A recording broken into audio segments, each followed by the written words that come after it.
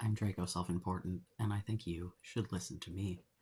I also think you should like and subscribe. All right, we're back to me giving unsolicited life advice again. Uh, got a couple of comments on my friend zoning is a myth video. And I think one on the high value men video as well. Oh, yeah, the one on the high value men video was the dude who was like, this Zazer is trying to tell us what a man is. No, sweetie, I'm not trying to tell you what a man is. Also, very woke with the neo pronouns. It's not necessary, but, I'll take it. Um, I assume that was intended to be offensive. I don't know. But no, I'm just trying to make you realize that you have worth outside of what you've been told by the Andrew Tate types. You know, they want your money. And they want you to keep coming back. And if you continue to be like lonely and angry, and you'll keep coming back. Um, I would love to like cover some stuff, be helpful, and then maybe move on to something else. I assume this is not going to be a forever topic. Might be. Who knows? Maybe I'll just keep getting new people in. I don't know. But like, yeah. So John Milius3031 was someone who commented on the previous video, who said that my statement about Peter Dinklage getting lots of pussy is a lie. Uh, so directed me to the Playboy interview that Peter Dinklage did, I think in like 2013 or something. It's been a while. May have been more recent than that. I honestly don't remember. Not the point. The point being, I couldn't find the whole thing because it's Playboy interview, so it exists in a Playboy somewhere, but there are lots of articles that covered it, so I like went through a couple of those to, get the gist of it. So the dude says that he doesn't think that he is a sex symbol, right? And he talks about, oh yeah, if you're talking about getting pussy, is that a metaphor for gardening?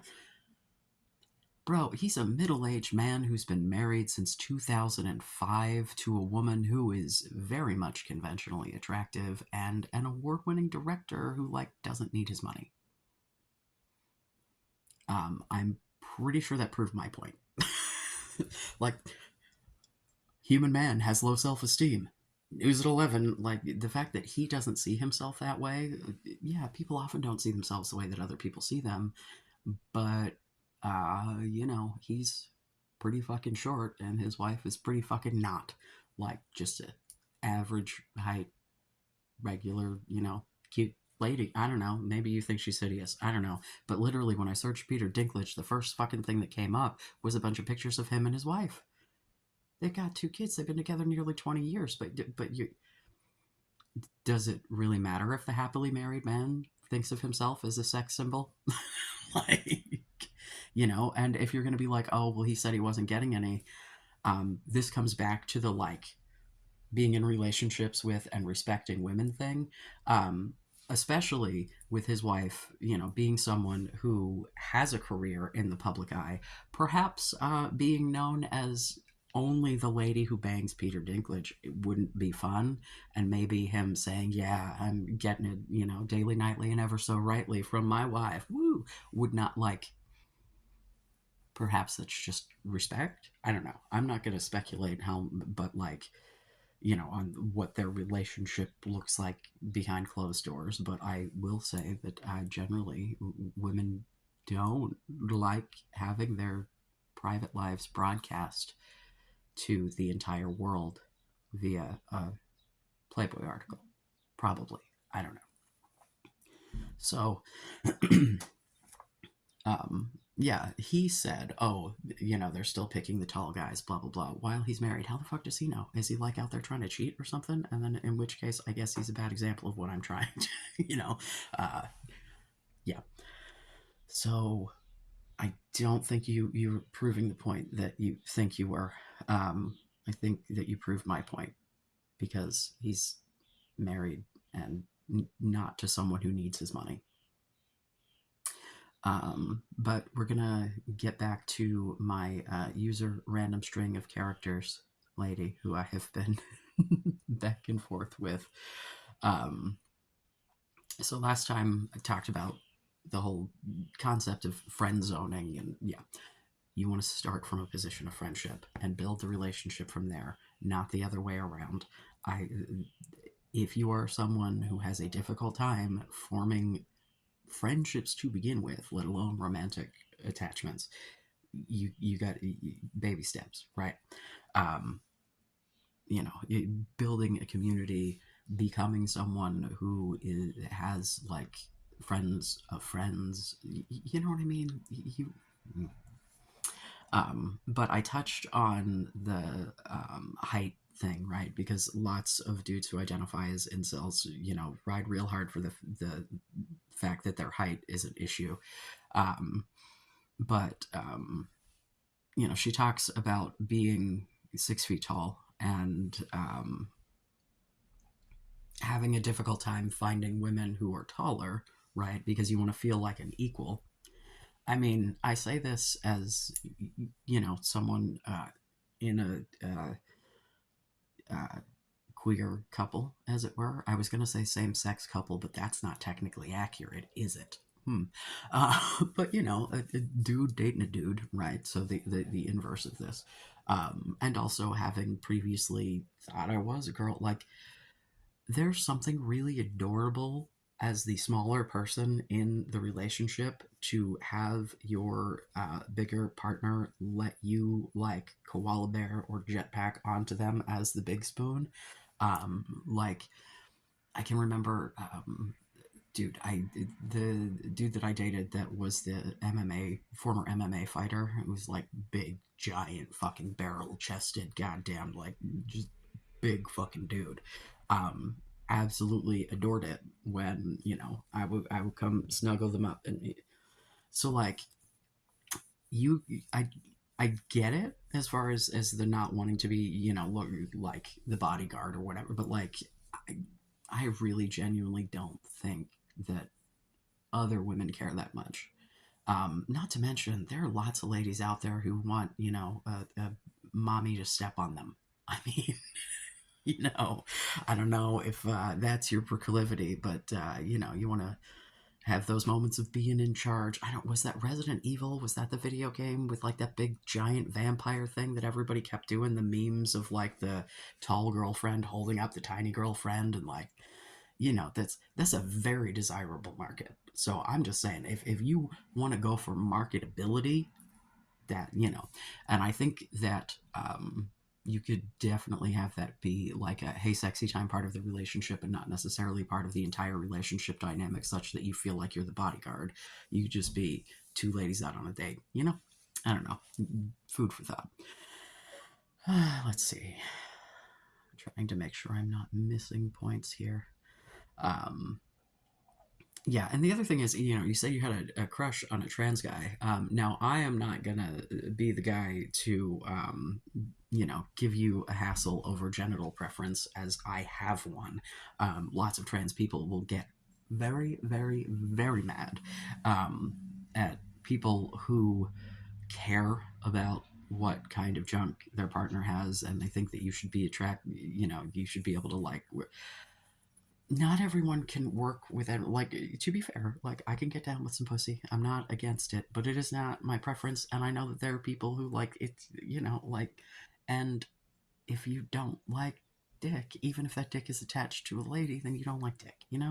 Um, but if there are trans men out there that you are attracted to, that as long as it's not a situation of I am only attracted to this person's junk, or I see them as something other than what they are, or because I want them to fit in this, but you know what I mean. Um, so, like, that in and of itself is an avenue for dating. If that, like, if you're, into trans men, hit Grinder. I am 100% serious. Um, we are out there.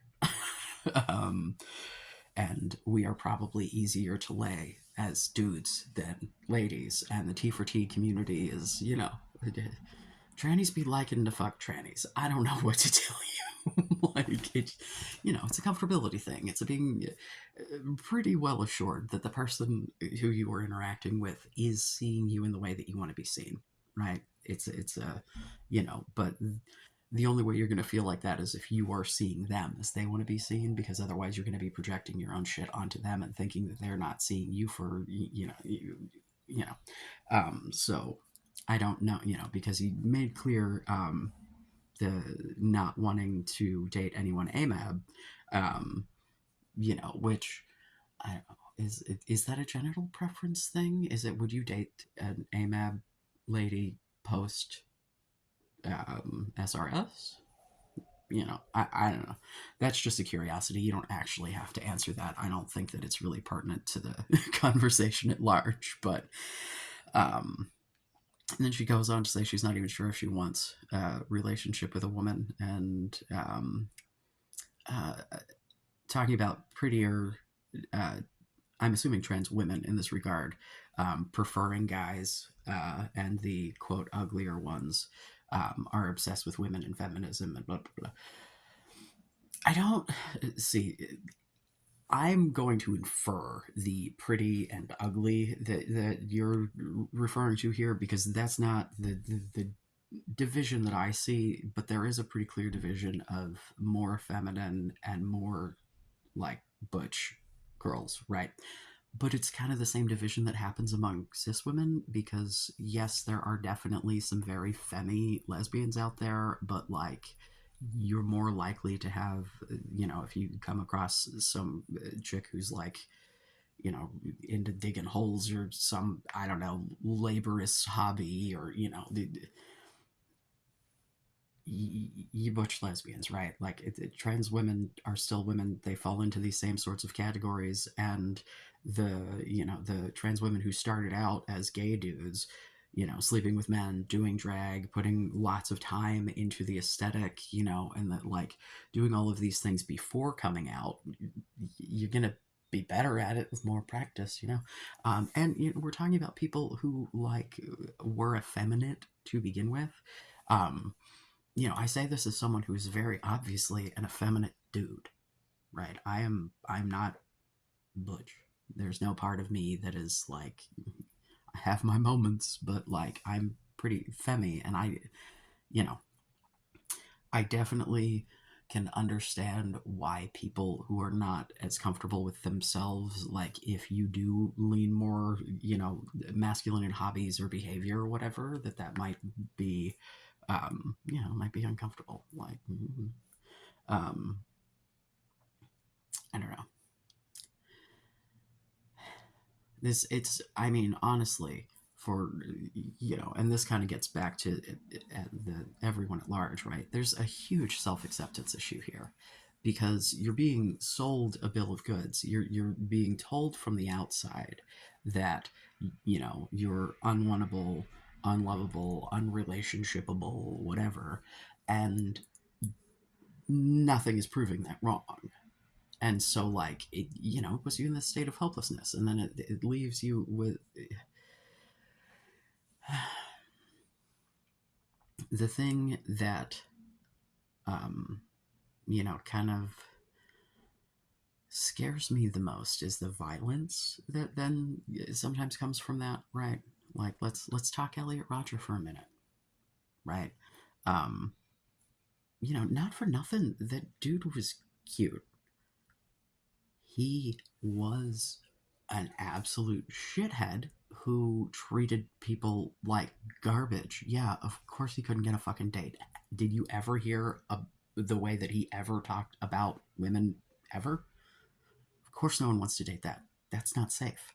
It had nothing to do with his fucking physical appearance. It and everything to do with the fact that he carried himself like a complete and total dickbag. Like I'm sorry, dude. Like it is just beyond me that there are actual human beings out there who have like gone out into public and seen people, and like you've really never seen a like dumpy ugly guy with a really hot wife, like that works at like a factory or something. Like you've never like the Homer Simpson, Peter Griffin stereotypes are real. Like a lot, like I don't know, man. It just seems, you get into the situation where you want to reject in advance, right? You want to, well, fuck women.